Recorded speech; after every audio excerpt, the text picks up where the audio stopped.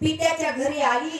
आल्याच्या नंतर पाहिलं की त्या ठिकाणी फक्त आपली एकटी आईच आहे की ती आपलं चांगलं स्वागत करते. पण आपल्या बहिणी, आपल्या नंदा त्या ठिकाणी प्रत्येक जणी आपल्याला बघून नाक मुरडतायत. त्या ठिकाणी बोलतायत, सती अगं अजून तरी तू घर बांधलास की नाही की त्याच घरामध्ये राहतेस?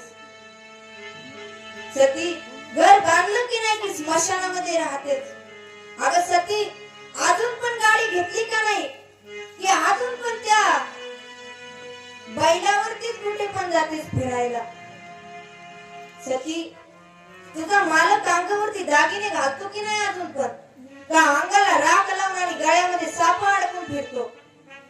सांगायला लागला, विचारायला लागली प्रत्येक जण.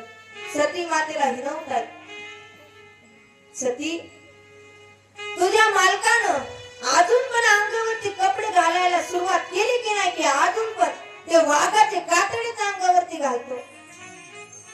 प्रत्येक जण हिणवते. पण एक आईच त्या ठिकाणी अशी भेटली की सती अगं बरीस का तू? बरं चाललंय का तुझं? आई चांगलं विचारत होती.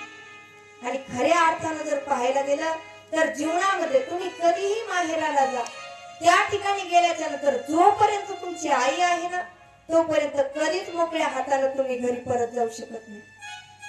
कारण आई जोपर्यंत माहेरामध्ये आहे, आई वडील जोपर्यंत आहेत तोपर्यंत आपल्याला माहेरामध्ये मान आहे. आपल्याला जीव लावणारे माहेर आपला असल्यासारखं वाटते.